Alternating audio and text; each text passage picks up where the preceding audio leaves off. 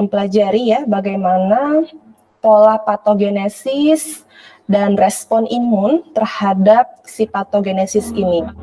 Di sini saya masukkan contohnya itu seperti infeksi dan virus gitu ya. Kalau infeksi itu banyak ya, dia bisa menyebabkan infeksi itu ada virus, ada bakteri, ada apa lagi semacam protozoa gitu ya. Nah, di sini kita akan coba mengulas dari yang virus dulu. Nanti Ananda bisa baca lagi bagaimana si respon imun tubuh ini terhadap infeksi dari bakteri maupun dari nanti ada beberapa kasus dari cacing usus misalnya seperti itu. Nah, sebelum Ibu kita masuk ke dalam patogenesis ini, nah nanti saya minta dulu Ananda, baik Nabila maupun Elvi maupun Nadia Rumaisya itu dan yang lainnya membacakan resume dari jurnal yang kalian cari kemarin. Oh ya, siapa mulai duluan yang mau? Elvi, coba Elvi. Elvi dulu ya, tentang apa, tahun berapa diambil, dari siapa jurnalnya, ya. Oke, coba. Yang lainnya juga didengarkan, mungkin ada kebaharuan atau gap dari si resume jurnal yang diambil oleh Elvi. Oke, Elvi, waktu dan tempatnya Ibu persilahkan. Silahkan Elvi. Baik Bu, Elvi akan membacakannya.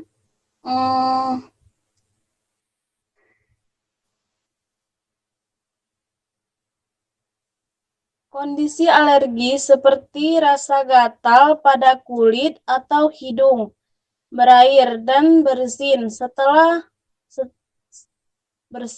telah umum diketahui, tetapi tanda gejala alergi yang terjadi di dalam mulut masih belum banyak dikenal. Salah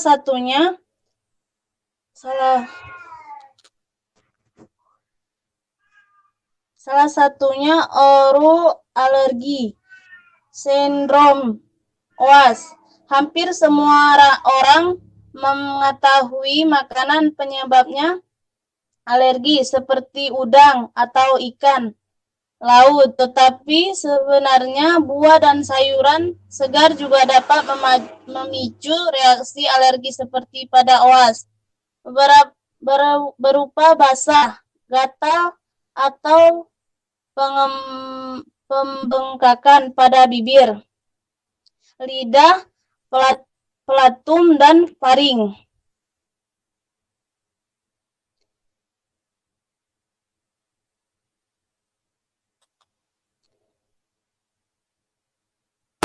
Sudah itu aja Elvi? Si Elvi ini menemukan jurnalnya tentang alergi seseorang terhadap influenza. Dia mengatakan kalau ada beberapa jenis makanan yang dapat memperparah alergi itu ya, Elvi ya, seperti mungkin dari buah-buahan ataupun sayuran ya, bisa jadi memperparah alergi itu. Itu aja? Iya Bu. Dari siapa jurnalnya? Juga tahun berapa diambil?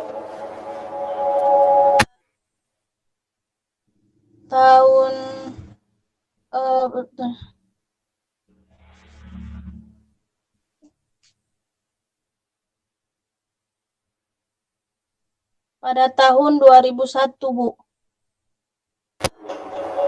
Udah lahir belum tahun segitu? Zaman sekali ya. Kan Ibu bilang kemarin, ini on off ya. Ibu bilang kemarin kan jurnalnya itu 5 tahun terakhir, dari tahun 2016 lah minimal. Ya, 2001 itu udah sangat gak ada kebaruan ya, udah sangat lama lah. Kalau bisa yang terbaru nanti ya, tapi Ibu apresiasi lah pekerjaan kamu. Oke, coba yang lainnya. Yang lainnya Nabila Ayuriska, tentang apa? Oral alergi sindrom akibat reaksi alergi makanan. Volume 2 nomor 2 Desember 2015 Bu. Penulis Nanan Nuraini. Baru dicari nih ya? Enggak.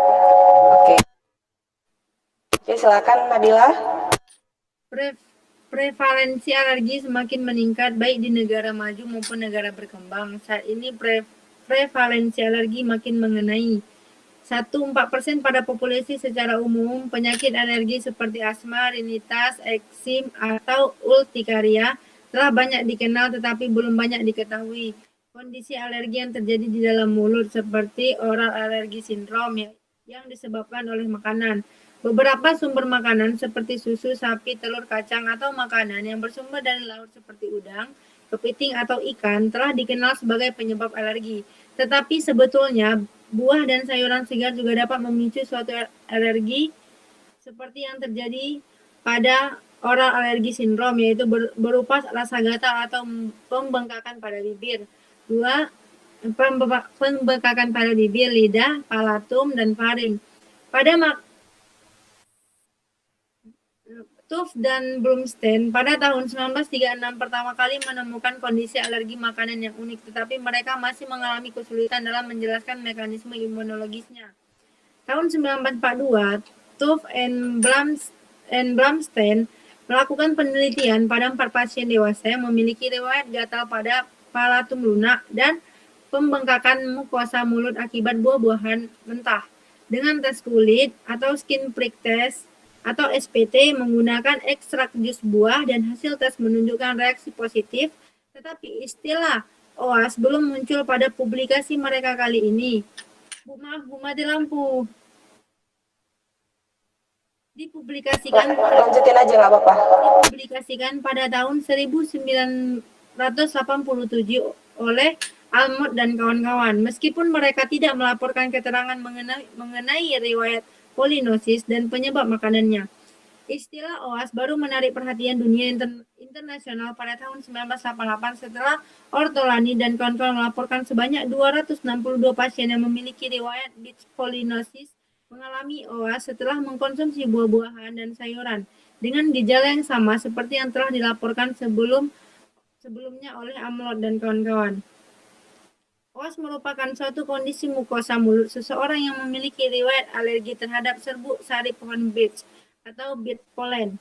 Apabila seseorang tersebut mengkonsumsi makanan seperti buah-buahan dari famili Rosaceae atau apel, cherry, peach dan lain-lain, maka akan mengalami gejala-gejala reaksi alergi yang terjadi secara cepat di perantarai IgE berupa rasa gatal, perih, dan edema vaskular mengenai bibir, lidah, palatum, dan faring. Biasanya juga disertai rasa gatal pada telinga dan perasaan sempit pada tenggorokan. Sudah, Bu. Bagus ya. Dari siapa tadi? Nabila ya. Nabila ini dia menjelaskan secara holistik ya, namun belum spesifik. Dari OAS tadi ya, OAS itu kayak semacam sindrom alergi oral. Biasanya ini memang terjadi pada orang dewasa ya. Ada banyak yang memang memicunya. Ya jelas dari makanan, dari beberapa makanan ya, yang memang dapat terjadi alergi. Kadang-kadang memang dari buah-buahan juga kita ada alerginya gitu. Jadi dia memang menyerang yang pertama sekali itu mukosa ya, sistem lendir di dalam tubuh ini ya. Nah, coba dari Nadia Rumaisyah, silahkan Nadia.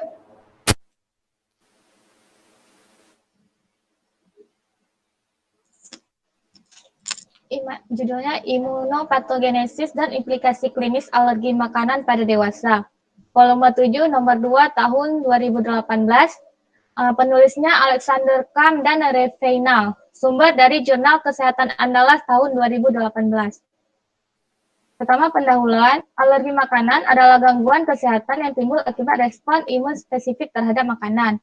Alergi bisa mengenai semua kelompok usia dengan prevalensi pada anak lebih besar daripada dewasa. Prevalensi alergi makanan pada anak adalah 6%, sementara pada dewasa 3-4%. Pada anak, makanan yang paling sering menyebabkan alergi adalah susu sapi, telur ayam, susu kedelai, kacang, gandum, ikan, dan shellfish. Terus yang kedua, pembahasan yang pertama imunopatogenesis alergi makanan. Yang pertama riwayat keluarga dan genetik. Seseorang akan mengalami peningkatan risiko alergi makanan sebanyak 7 kali lipat jika orang tua atau saudaranya mengalami alergi. Pada kembar monozigot, seorang anak memiliki kemungkinan 64% menderita alergi makanan jika kembarannya juga menderita hal yang sama.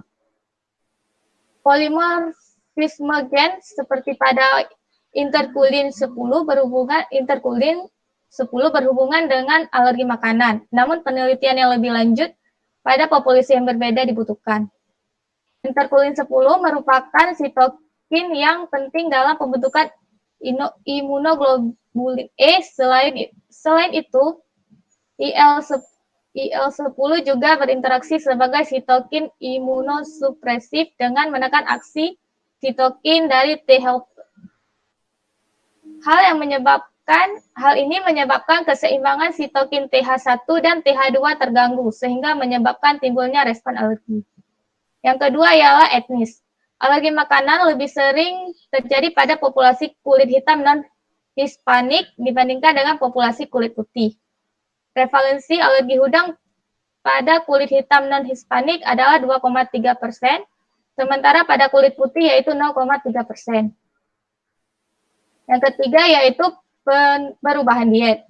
Penurunan konsumsi lemak hewani dan peningkatan konsumsi mentega berhubungan dengan peningkatan kejadian alergi makanan. Hipotesis yang muncul dari penemuan ini adalah peningkatan konsumsi asam lemak omega-6 polyunsaturated seperti asam linoleat, penurunan konsumsi asam lemak omega-3 polyunsaturated dan yang terdapat pada minyak ikan. Data epidemiologi menunjukkan bahwa defisiensi vitamin A dan vitamin D meningkatkan kejadian alergi. Vitamin A dapat menghambat respon alergi melalui pembentukan sel T regulator. Vitamin D dikaitkan dengan paparan sinar matahari, sehingga bayi yang lahir pada musim dingin memiliki resiko menderita alergi makanan yang tinggi. Nah, selanjutnya yaitu alergen makanan. Secara fungsional, berdasarkan kemampuan untuk menginduksi sensitisasi alergenik pada saluran cerna, protein makanan dibagi menjadi alergen makanan kelas 1 dan kelas 2. Alergen makanan kelas 1 merupakan glikoprotein larut air yang memiliki berat molekul 10-70 kilodalton dan stabil terhadap panas, asam, dan protease. Sedangkan alergen makanan kelas 2 tidak memiliki kemampuan mensensitisasi saluran cerna tetapi menjadi alergenik ketika menjadi alergen inhalasi. Terus yang selanjutnya imunopatogenesis. Yang pertama sensitisasi antigen. Terdapat beberapa faktor imunologis dan non-imunologis yang bisa menghancurkan dan menghambat antigen memasuki pembuluh darah. Konsentrasi sekretori imunoglobulin A atau SIGA yang relatif rendah pada intestinal neonatus dan jumlah protein yang dikonsumsi cukup banyak menjadi faktor risiko alergi makanan yang tinggi pada sistem imun yang berhubungan dengan usus yang imatur. Tidak responnya sel T terhadap protein makanan yang dikonsumsi disebabkan oleh 3 mekanisme, yaitu delesi sel T, alergi sel T, atau induksi sel T regulator. Konsentrasi IgG, IgM, dan imunoglobulin A spesifik makanan serum yang rendah biasanya ditemukan pada individu normal. Contohnya IgE mediated food allergy. Reaksi alergi yang dimediasi IgE berhubungan dengan gejala yang bervariasi, yaitu generalisata seperti hipotesis dan shock, kutan seperti urtikaria, angiodem, bercak seperti merbili dan gatal. Dia oral dan gastrointestinal seperti gatal dan sembab pada bibir. Kemudian non-IgE mediated food allergy. Alergi makanan yang tidak dimediasi oleh IgE jarang terjadi dan merupakan hasil dari pembentukan sel T yang bereaksi langsung terhadap protein tersebut, menyebabkan pelepasan mediator yang menimbulkan respon inflamasi. Oke. Tara ada, Tara? Tara Miranda? Ada, Bu. Oke. Coba Tara, hasil dari resumenya apa? Ibu kasih waktu 4 menit aja ya. Nggak buat, Bu. Kenapa Tara nggak buat? Karena Lain kali buat ya. Oke, next pertemuan nanti coba dibuat lagi. Ini terkait lagi dengan patogenesis dan respon imun nanti ya. Ada lagi tugasnya. Boleh di silent itu Tara, mute dulu ya.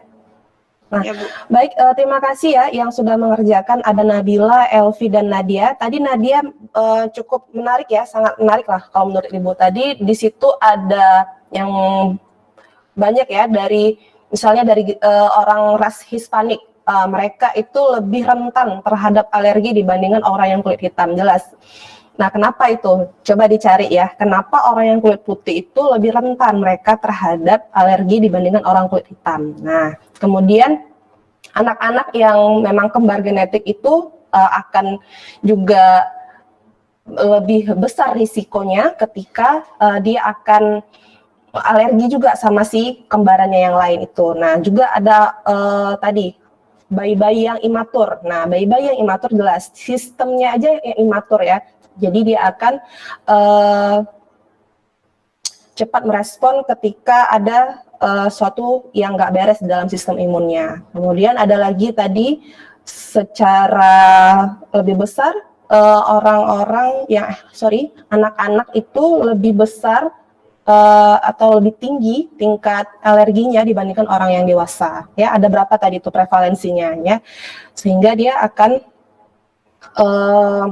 yaitu orang dewasa ternyata lebih kecil mendapatkan respon alergi. Seperti itu tadi yang didapatkan dari si Nadia Rumaisyah. Oke, baik, kita lanjut ke slide ya. Di sini di pertemuan keempat, insya Allah kita akan membahas ini ya, patogenesis dan respon imun terhadap infeksi virus. Baik.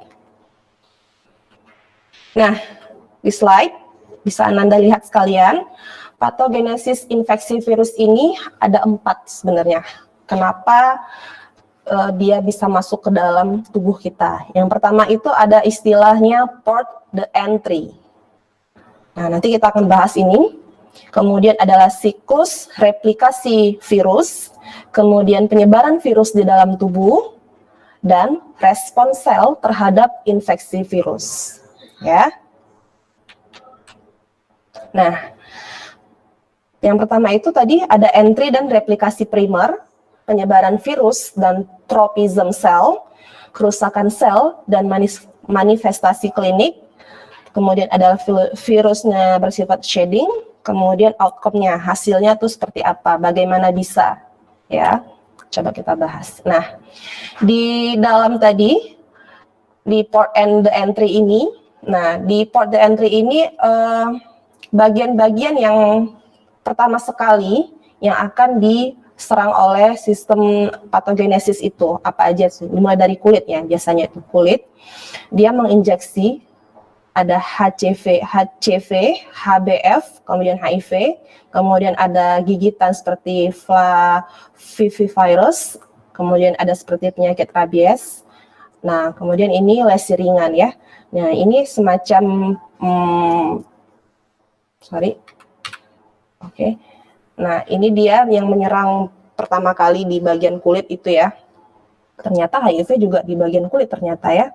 Nah, port entry-nya. Kemudian di saluran cerna nih, tadi seperti yang Ananda bahas di jurnal itu, sindrom oral alergi. Nah, masuk dia ke saluran cerna. Nah, naked virus dapat lolos dari asam lambung. Nah, dia masuk ke asam lambung lagi. Nah, kelainan setempat atau rotavirus ini sudah kita bahas kemarin ya, dan menyebar lagi ke tempat yang dapat menyebabkan suatu penyakit. HAV, HBF, kemudian adalah polio. Kemudian bisa dari kulit, kemudian dari mulut, kemudian secara seksual atau urogenital. Nah, dari ini kalau koitus atau bersenggama juga bisa menyebabkan patogenesis, bisa masuk atau menyerang sistem tubuh. Kalau memang koitusnya itu tidak aman atau tidak sehat gitu ya. Kadang-kadang orang-orang yang memang LGBT ya lewat anal itu lebih rentan tinggi dia akan mengidap penyakit HIV ya, seperti itu, karena dia di situ dia memaksa masuk sehingga pembuluh kapiler yang ada di anal itu banyak yang rusak. Nah, ketika pembuluh kapiler darah di anal itu rusak, jadi bakteri itu atau virus itu gampang masuk, seperti itu ya. Nah, kemudian setelah dari seksual, kemudian saluran nafas, influenza tadi dibahas tadi sama si Nabila ya. Nah, ada di sini semacam virus lagi, variola, varicella, kemudian rubella. Nah, dari plasenta juga bisa masuk. Tadi dibahas sama si Nadia, anak-anak yang imatur akan lebih rentan, dia akan menghadap alergi. Nah, dari plasenta sih biasanya ini. Kemudian dia akan menyerang ke sistem tubuh lainnya. Nah, plasenta ini ibarat suatu sistem di mana dia dapat menyaring semua makanan, sari-sari makanan lah di sini, kemudian dialirkan mulai dari otak sampai ke bagian tubuh si bayi lainnya. Itu ya. Nah, replikasi di sini didefinisikan proses dasar pada infeksi virus atau ekspresi dari siklus replikasi virus pada sel host. Nah, di sini tidak timbul efek secara langsung. Kemudian efek sipatologi diikuti dengan kematian sel. Kemudian terjadi transformasi sel, hiperplasia. Nah, misalnya ini terjadi kanker ya, kalau memang dia ada gangguan di transformasi selnya gitu. Nah, ini dia replikasi sel seperti ini ya, tidak timbul efek secara langsung. Kemudian dia bisa bersifat sipatologi dengan diikuti dengan kematian sel, kemudian bertransformasi sel itu atau hiperplasia. Kadang-kadang nggak bisa, ada sistem yang kurang ini dalam responnya, dalam sipatologinya ini. Nah, jadi kadang-kadang dia bisa menyebabkan suatu penyakit gitu ya. Nah, di penyebaran virus ini, penyebarannya itu ada yang dekat dan jauh. Nah, kalau penyebaran dekat itu dia dapat menyebabkan infeksi terlokalisir ya. Nah, kalau penyebarannya jauh itu seperti apa, Bu? Nah, ini kan melewati tahapan ya. Setelah melewati beberapa tahapan di dalam tubuh, sentral fokus virusnya, organ sasaran penyebaran virus melalui aliran darah, limfatik, dan neuronal. Nah, ini ada melewati tahapan dulu. Misalnya mukosa tadi, melalui mulut ya kan. Nah, ketika masuk ke dalam mulut nih, sentral fokus virusnya ini apa? Dia virusnya ini menyerang bagian apa? Gitu ya. Organ sasarannya ini menyerang apa? Hidung kah? Atau lambung kah? Gitu kan? Atau bagian organ lainnya. Kemudian dia jelas penyebarannya melalui aliran darah. Kemudian dia akan menyerang sistem limfatik, kemudian bisa jadi menyerang sistem saraf. Ya, kalau dia ini penyebarannya itu memang virusnya itu memang virus-virus yang ganas gitulah ya. Nah, ini coba bisa Ananda lihat sekalian di sini. Ini seperti kayak virus influenza. Ini virus yang cukup ringan ya. Nah, di sini dia ada bone marrow-nya dimasukin, kemudian ada liver. Nah, kemudian di sini yang di bawah ini ada skin, ada brain, ada lung, ada sistem otak, sistem nasal di sini, oral muskus dan membran ya. Di sini dia ini gampang lah dipahami ya. Ketika infeksi masuk, dia akan menyerang limfa yang pertama sekali, kemudian masuk ke aliran darah. Aliran darah itu dia mengalir kemana? Ke liver atau bagian darah lainnya. Kemudian masuk lagi, tuh ya, ke dalam tadi saya bilang ke otak kah atau ke bagian organ lainnya, itu ya. Nah, kerusakan sel dan gejala klinis penyakit.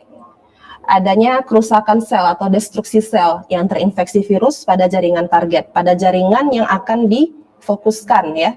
Misalnya dia merusak jaringan apa nih? Jaringan yang ada di dalam hidung kita atau jaringan yang ada di dalam lambung kita. Dia akan merusak itu dulu, baru dia akan menyebarkan virus sehingga kita menimbulkan gejala lemas, demam, seperti itu, batuk-batuk, flu gitu. Kemudian ada gangguan fisiologik dengan adanya kerusakan jaringan. Nah, itu ya, gangguan fisiologik. Kemudian kadang-kadang virus masuk ke dalam tubuh. Kita nggak sadar nih, udah masuk. Hari demi hari kita masih bisa melakukan pekerjaan dengan biasa. Kemudian kita sadar, udah nggak enak badan, udah mulai meriang, demam, sakit persendian. Nah, di situ jaringannya mulai mengalami kerusakan. Nah, gejala umum yang berhubungan dengan infeksi virus, malaise atau anoreksia. Anoreksianya bisa ditandai dengan tidak nafsu makan, gitu ya. Biasanya orang yang memang sakit, demam gitu, kadang-kadang nafsu makannya menurun, ya. Itu memang udah umum terjadi karena sistemnya udah terganggu. Nah, penyebaran virus biasanya terjadi pada permukaan tubuh. Yang pertama sekali tadi menyerang mukosa, kulit, lendir, jaringan, ya, terlibat dalam masuknya virus, jelas. Terjadi pada tahap penyakit yang berbeda, jelas ya. Kalau dari penyakit demam atau HIV atau segala macamnya itu akan menyerang sistem yang akan berbeda, organ-organ yang akan berbeda, virusnya juga berbeda, tergantung jenis virus dan waktu infeksi pada si host, pada kita, manusianya gitu ya. Nah, apa nih yang menyebabkan, how come gitu, outcome-nya apa? Bisa jadi sembuhkah, bisa jadi dipertahankankah gitu ya, atau apa ini? Nah, yang pertama sekali itu adalah recovery, penyembuhan. Nah, self-limiting yang berhubungan dengan respon host. Kalau kita bagus sistem imunnya, kita makan makanan yang bergizi, bagus dalam menangani si penyakit itu, ya. Misalnya orang-orang yang terkena COVID-19, misalnya gitu kan. Nah, dia bagus dalam meningkatkan imunnya, makan makanan yang bergizi, menghindar atau social distancing. Nah, itu akan bagus nantinya, akan terjadi recovery atau penyembuhan. Nah, yang persisten nih, kronik atau infeksi laten. Bisa jadi dia ketika ada virus lagi atau bakteri ataupun penyakit yang memang menyerang lagi itu akan bersifat kemudian kayak penyakit malaria nih. Kadang-kadang timbul dari suatu cuaca atau iklim gitu ya. Muncul lagi gitu penyakitnya, ada lagi gitu. Karena kenapa memang daya tahan tubuhnya memang lemah pada saat-saat sistem atau iklim atau cuaca-cuaca yang memang dapat mendukung si penyakit malaria itu timbul lagi. Contohnya seperti itu ya. Kemudian subklinis atau tanpa manifestasi klinis. Bisa jadi memang nggak ada kaitannya dengan si penyakit-penyakit yang memang bersifat lama gitu ya. Bisa jadi sebentar aja gitu. Gitu aja sih. Kemudian respon imun terhadap infeksi virus. Nah, ini udah kita bahas ya, initiate immune response. Nah, yang pertama itu induksi interferon tipe 1, kemudian aktivasi sel NK. Nah, sebelum kita bahas lagi respon imun terhadap infeksi virus, kita break sebentar dulu ya. Oke, Ananda boleh istirahat dulu, nanti kita lanjut lagi. Baik, Assalamualaikum warahmatullahi wabarakatuh.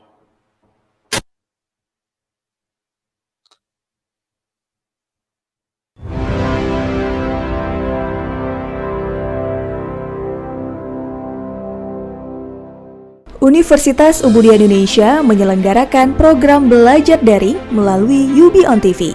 Di tengah pandemi COVID-19 ini, UI terus berinovasi dengan menyelenggarakan perkuliahan secara daring. Saksikan perkuliahan khusus mahasiswa Universitas Ubudiyah Indonesia semester ganjil dengan praktisi dan akademisi yang berpengalaman, lulusan dalam dan di luar negeri. Untuk program studi S1 Ilmu Kesehatan Masyarakat, D3 Kebidanan, S1 Ilmu Gizi, D4 Kebidanan, S1 Farmasi, S1 Teknik Informatika, S1 Sistem Informasi, S1 Manajemen, S1 PGSD, dan S1 Psikologi.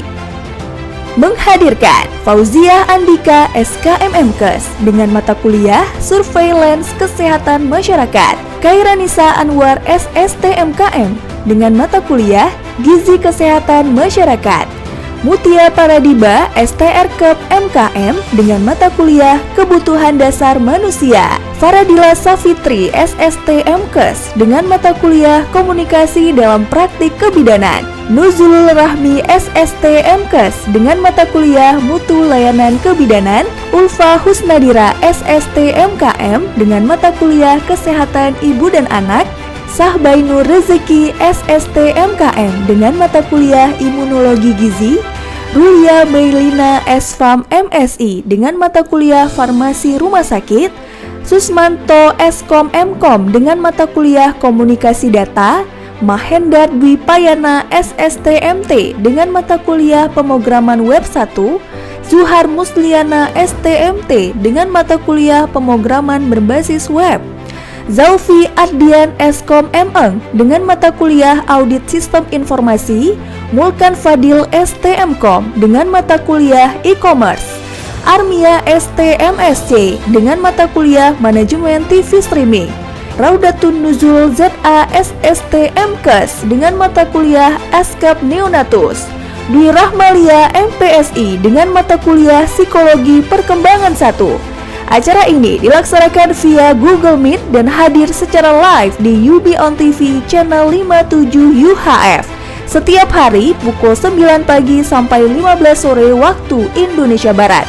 UI, inovasi tiada henti untuk mencetak generasi unggul di masa depan.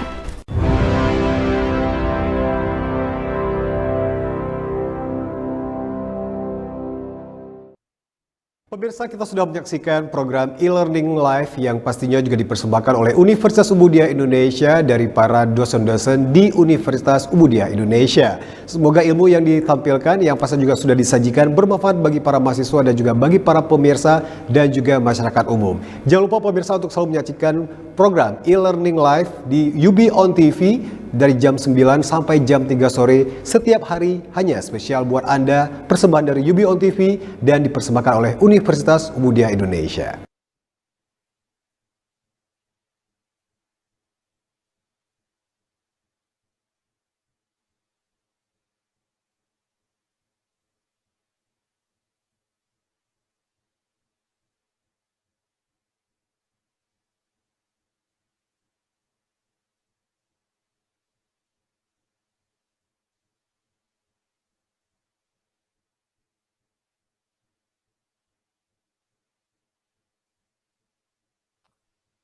Kan suara gue ya? Ada ya? Initiate immune respon. Yang pertama itu ada induksi interferon tipe 1. Nah, dia mengaktifkan induksi interferon tipe 1 yang kemudian ada aktivasi sel NK atau neutrophil killer ya. Nah, mekanisme initiate imun ini yang pertama sekali dari interferon, kemudian NK cells dan makrofag. Nah, ini diaktifkan dulu ketika dia akan merespon suatu virus atau patogen yang masuk ke dalam tubuh kita. Nah, gunanya buat apa nih, Bu? Meringankan fase awal infeksi dan memperlambat penyebaran virus, atau disebut bisa jadi ini dikenal dari, kalau dari sistem infeksi ini ada yang namanya evasi ya, evasi itu. Kemudian ada proses infeksi virus. Nah, ini ada sistem imun yang adaptif ya, yang timbul atau yang udah ada di dalam tubuh kita sejak kita lahir ya. Nah, ini memang bersifat spesifik misalnya gitu. Kemudian strategi virus yang melakukan evasi atau terhadap respon imun pada antigen virus yang dapat menimbulkan kerusakan jaringan atau imunopatologi. Nah, di sini strategi virus yaitu dia menghambat kerja atau sistem kerjanya si respon kita atau evasi. Nah, jadi ketika si virus ini masuk nih ke dalam tubuh kita, dia itu akan merusak dulu nih sistem kerja si imun. Mulai dari sistem kerjanya hidung. Mulainya hidung ini kok tiba-tiba nggak bisa mencium lagi ya bau gitu. Kemudian udah mulai ada lendir gitu. Kemudian terjadilah infeksi atau influenza berat gitu. Nah, nanti dari seiringnya waktu, apakah ini akan tetap berjalan atau akan mengalami recovery atau penyembuhan, nah, gitu ya. Jadi dia ada respon atau yang disebut dengan imunopatologi. dari misalnya nggak bisa mencium, atau nggak enak badan, atau nggak pahit nih mulut gitu kan. Nah, itu udah mulai dia merusak dari sistem kerja si imun tadi, si virus itu ya. Nah, ada yang lagi protein virus. Nah, protein virus ini dia dipresentasikan ke sel TC, kemudian ke MHC1. Nah, beberapa virus yang dapat mengalami evasi atau menghambat ekspresi MHC1 ini ada mengalami imunopatologi, itu penyakit herpes misalnya itu ya. Kemudian infeksi menginduksi protein berlebihan pada sel host atau respon stres, sehingga dia mengubah peptida yang diikat oleh MHC1, kemudian dia mengalokasikannya ke neutral killer, kemudian TC membunuh sel yang terinfeksi. Nah, itu kayak semacam sistem ya, kenapa dia akan bagaimana sistem imun ini akan membunuh dari si virus atau patogen yang masuk tadi. Kemudian virus ini atau agen virus diekspresikan pada membran sel, sehingga dia akan dihancurkan ADCC yang bersifat komplemen. Kemudian ada peranan AB atau sel darah AB. Di sini kemudian adalah virus tertentu dapat mengevasi atau menghambat sistem imun, bahkan dapat menginfeksi sistem imun. Itu ya. Nah, respon imun ada yang tadi spesifik, ini kemudian ada yang non spesifik. Yang spesifik itu disebut sistem imun yang adaptif. Kalau yang non itu disebut initiate ya.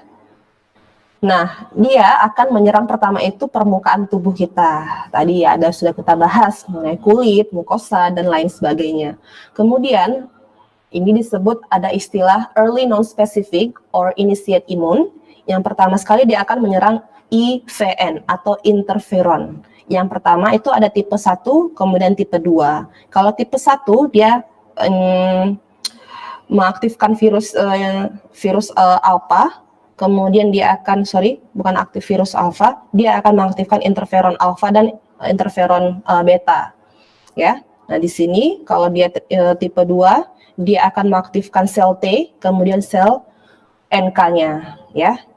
Nah, kemudian di sini ada peran dari sel NK dan makrofag, ya. Makrofag ini akan timbul dalam mana? Di dalam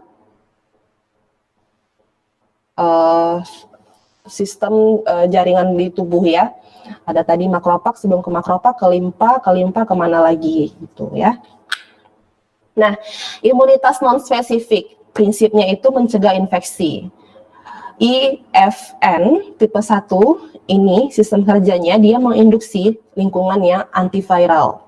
Kemudian IFN alpha dan beta ini mencegah replikasi virus atau jelmaan atau semacam virus yang ada lagi dalam sel yang terinfeksi atau mencegah pertumbuhan virus. Nah, ini dia diaktifkanlah si interferon alfa dan beta. Kemudian si sel NK ini juga ada kerjanya pada tahap awal.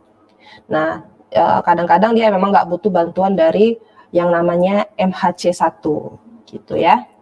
Nah, coba bisa dilihat di sini ada cytotoxic T lymphocyte atau CTLS.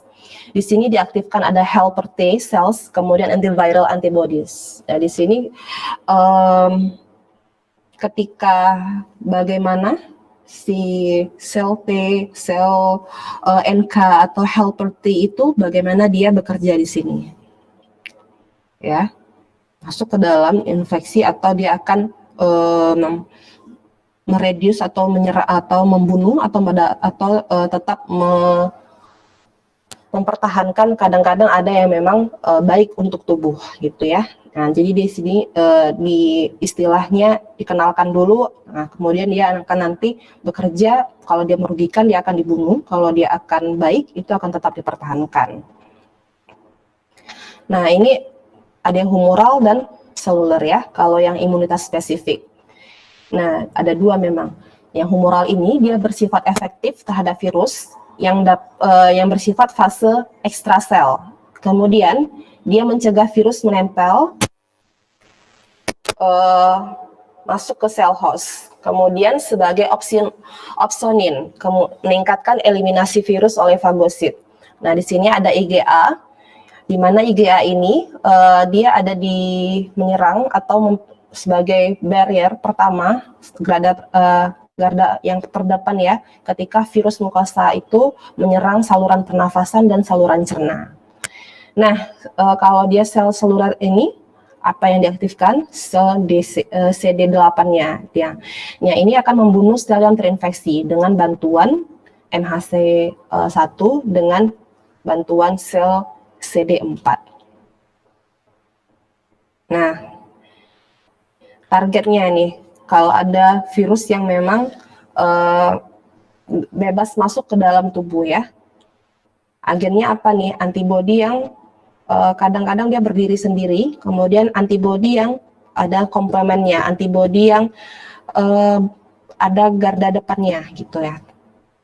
Ini mekanismenya seperti apa? Yang pertama itu memblok sistem sel, kemudian ada memblok si virus itu untuk masuk ke sel, kemudian ada memblok terjadinya replikasi dari sel itu sendiri. Nah, kalau dia antibodi yang ada komplemennya itu mekanismenya seperti apa? Kalau ada si virus yang bebas masuk ini tadi ya, nah dia akan merusak ya sistem virus ini dan akan memblok si virus ini untuk berkembang biak. Nah, seperti itu. Nah, kalau ada virus yang dalam menginfeksi selsnya ini bagaimana? Nah, yang pertama itu mekanismenya ini antibodi yang ada komplemennya terjadinya lisis ya pada sel yang terinfeksi. Nah, di sini dia akan diperkenalkan lagi tadi ada opsonin yang ditingkatkan ya. Nah, kemudian kalau antibodi yang terserang selnya di dalam selnya itu. Nah, di sini dia diaktifkan lagi ADCC oleh si NK cells, kemudian ada makrofag juga bekerja di sini dan neutrophils. Nah, respon imun alami dan adaptif. Nah, di sini bisa dilihat protection against infection, kemudian eradication of established infection ya, bisa dilihat di sini. Virusnya ada virus tipe 1, interferon tipe 1. Nah, ini antiviral state-nya, yang kemudian ada neutralization, ini dia mengaktifkan sel B. Kalau killing-nya, kalau dia dalam membunuh si infeksi ini, dia mengaktifkan sel apa? NK sama makrofag. Nah, kemudian dia aktifkan lagi CD8 dengan si T-selnya ya. Gitu. Nah, ini mekanisme penghambat sistem imun untuk menghambat si virus itu masuk ke dalam sistem imun kita. Nah, contohnya itu antigenic variation ya. Contohnya ada influenza, rhinovirus, kemudian ada HIV ya. Nah, kemudian ada apa lagi di sini? Infection of immunocompetent cells ini menyerang sistem imun ya, bisa jadi ada pada penyakit yang HIV gitu ya.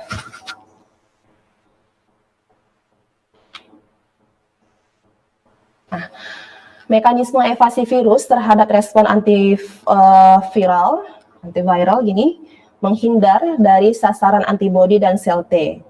Variasi antigennya yang pertama itu. Nah, kemudian ada perubahan asam amino. Nah, dia bermutasi pada protein yang menjadi target antibodi dan sel T. Kemudian ada kerusakan interferon sistem, disrupt interferon system ya. Kemudian ada mengkode sitokin dan homolog. Kemudian mengkode lagi protein yang bersifat homologs. Kemudian ada disrupt cytokine network, ada control the expression FHC molecules. Nah, ini dia bagaimana si virus itu dapat menghambat kinerja dari si sistem imun itu ya. Kemudian sasarannya itu pertama antibodi dan sel T. Ya, kemudian dia menyerang lagi interferon sistem, kemudian sitokinnya yang dihalangi, kemudian ada encode complement protein homologs, gitu ya. Nah, faktor apa aja nih yang berperan dalam respon antivirus? Tempat masuknya virus yang pertama sekali. Kemudian melekatnya si virus itu pada sel. Kemudian apa nih aspek patogenesis infeksi virus itu? Apa yang diinduksi sama interferon, kemudian respon antibodi dan CM1. Nah, di sini ada beberapa vaksin ya. ini cuman sebagai kulit luarnya aja kita tahu ya, virus vaksin hidup itu apa aja nih. Nah, virus hidup itu dia galur non-virulen. Ini nanti akan kita coba lagi kulas galur non-virulen yang dilemahkan ya kalau virus hidup itu.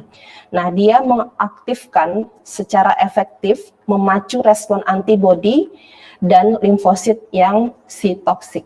Nah, kalau virus mati ini, dia yang pertama sekali bekerja partikel virusnya yang inaktif.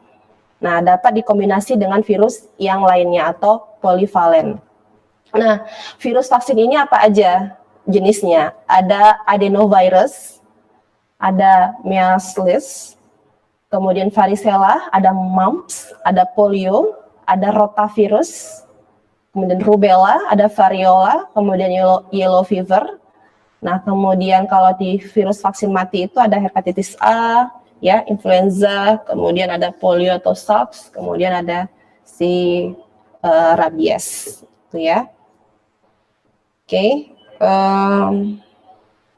baik, ini slide-nya udah habis nih. Kita lanjut ke sesi yang kedua. Mungkin dari Ananda sekalian ada yang mau didiskusikan di sini, atau ada yang mau ditanyakan mengenai pola patogenesis dan respon imun terhadap misalnya ini infeksi dari patogenesis itu sendiri ya. Nggak ada mahasiswa. Ini kemana ya mahasiswanya, kok kameranya di nonaktifkan ini, apa sambil tidur?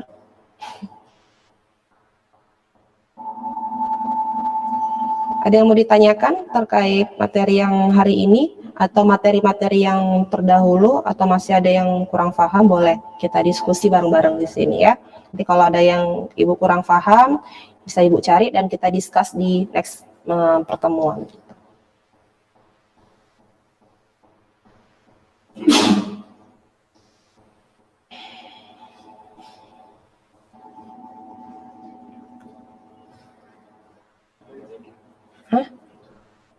Kalau belum ada, kita mau break sebentar dulu ya. Nanti disiapkan dulu pertanyaannya, nanti kita akan bahas lagi, oke?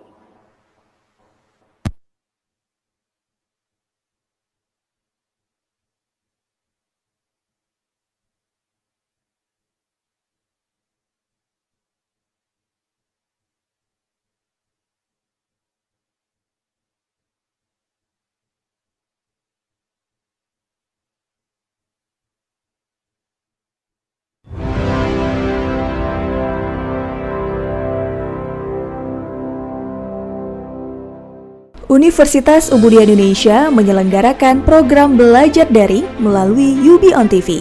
Di tengah pandemi COVID-19 ini, UI terus berinovasi dengan menyelenggarakan perkuliahan secara daring. Saksikan perkuliahan khusus mahasiswa Universitas Ubudiah Indonesia semester ganjil dengan praktisi dan akademisi yang berpengalaman, lulusan dalam dan di luar negeri. Untuk program studi S1 Ilmu Kesehatan Masyarakat, D3 Kebidanan, S1 Ilmu Gizi, D4 Kebidanan, S1 Farmasi, S1 Teknik Informatika, S1 Sistem Informasi, S1 Manajemen, S1 PGSD, dan S1 Psikologi. Menghadirkan Fauzia Andika SKMMKes dengan mata kuliah Surveillance Kesehatan Masyarakat, Kairanisa Anwar SSTMKM dengan mata kuliah Gizi Kesehatan Masyarakat, Mutia Paradiba STRKEP MKM dengan mata kuliah Kebutuhan Dasar Manusia, Faradila Safitri SSTMKes dengan mata kuliah Komunikasi dalam Praktik Kebidanan, Nuzulul Rahmi SSTMKes dengan mata kuliah Mutu Layanan Kebidanan, Ulfa Husnadira SSTMKM dengan mata kuliah Kesehatan Ibu dan Anak, Sahbainur Rezeki SSTMKM dengan mata kuliah Imunologi Gizi, Rulia Meilina SFAM MSI dengan mata kuliah Farmasi Rumah Sakit, Susmanto Eskom Mkom dengan mata kuliah Komunikasi Data, Mahendra Dwi Payana SSTMT dengan mata kuliah Pemrograman Web 1, Zuhar Musliana STMT dengan mata kuliah Pemrograman Berbasis Web, Zaufi Ardian Eskom Meng dengan mata kuliah Audit Sistem Informasi, Mulkan Fadil STMkom dengan mata kuliah E-commerce, Armia STMSC dengan mata kuliah Manajemen TV Streaming, Raudatun Nuzul ZA SSTMKes dengan mata kuliah Askap Neonatus, Dwi Rahmalia MPSI dengan mata kuliah Psikologi Perkembangan 1. Acara ini dilaksanakan via Google Meet dan hadir secara live di UB On TV channel 57 UHF setiap hari pukul 9 pagi sampai 15 sore waktu Indonesia Barat. UI, inovasi tiada henti untuk mencetak generasi unggul di masa depan.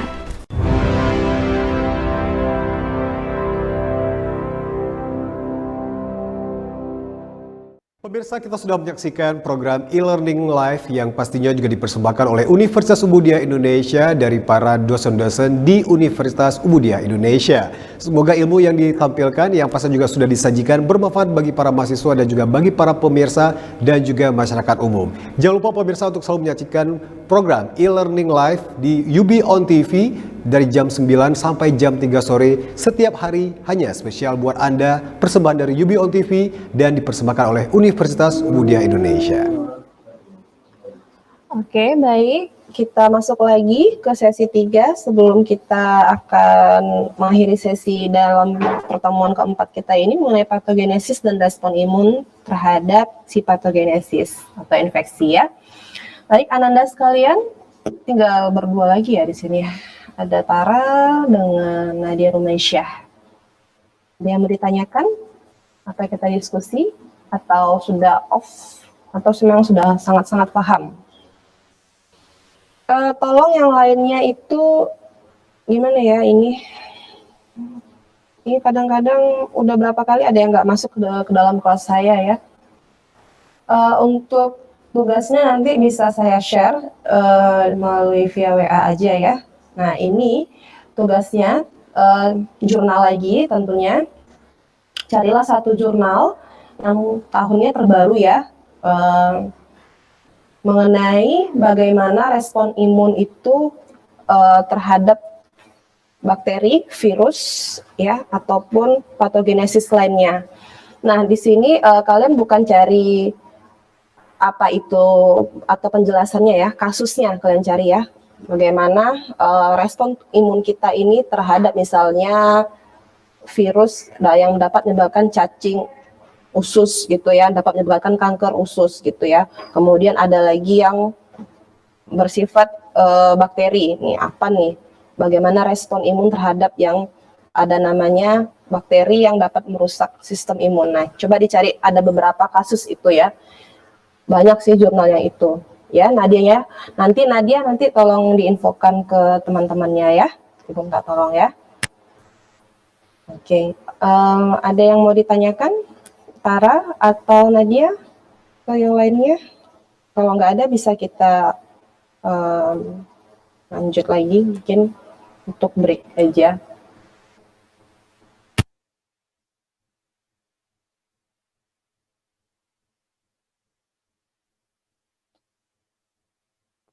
Atau ibu yang tanya ya. Coba Tara apa sih yang bisa Tara ambil dari kesimpulannya aja nih dari materi kali ini? Gimana sih patogenesis ini, terus respon tubuh terhadap infeksi virus apa aja sih yang diaktifkan, bagaimana sih? Coba jelaskan sedikit aja. Karena Tara nggak ada pertanyaan kan, berarti mungkin memang sudah sangat paham. Alhamdulillah sekali kalau paham ya. Oke, Nggak paham, coba. Bu. Nggak paham, cuman nggak tahu mau tanya gimana. Di mananya yang Tara nggak paham?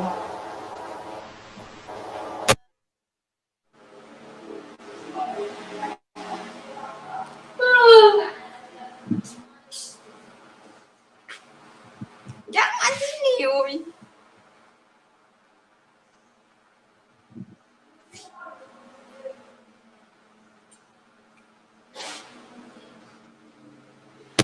Oke, Tara. Di mana Tara yang nggak pahamnya? Hampir semua, Bu. Bu, boleh nggak kalau misalnya materinya tuh dikirim biar bisa dibaca-baca. Apa Tara, coba ulangin. Materi yang Ibu kasih hari ini kirim ke WA gitu, Bu. Oh, materinya Ibu share ke WA ya. Oh, Biar filmnya nggak ada dibaca. di share ya? Nggak ada, Bu. Nanti Ibu coba share ke WA-nya ya, biar bisa belajar lagi. Oke. Nadia, ada yang Nadia mau tanyakan? Oh, off dulu. Nggak ada. Tidak paham. Nanti boleh kita discuss lagi terkait pelajaran kali ini, karena memang audiensnya juga cuma 2, jadi mungkin kurang semangat kali ya. Next time coba dibaguskan lagi lah di mana posisinya biar bagus jaringannya ya, karena sayang beberapa kali nggak masuk ini kan sayang ya belajarnya ya. Oke, kita akhiri aja sampai di sini pertemuannya. Nanti saya coba share. Nanti masing-masing kalian Ibu harap ada pertanyaan lah ya terkait ini ya. Oke, baik. Terima kasih banyak atas waktunya, atas semua partisipasinya, perhatiannya ya. Semoga sehat selalu Ananda, dan di pertemuan lainnya kita bisa ketemu kembali ya. Assalamualaikum warahmatullahi wabarakatuh. Waalaikumsalam warahmatullahi wabarakatuh.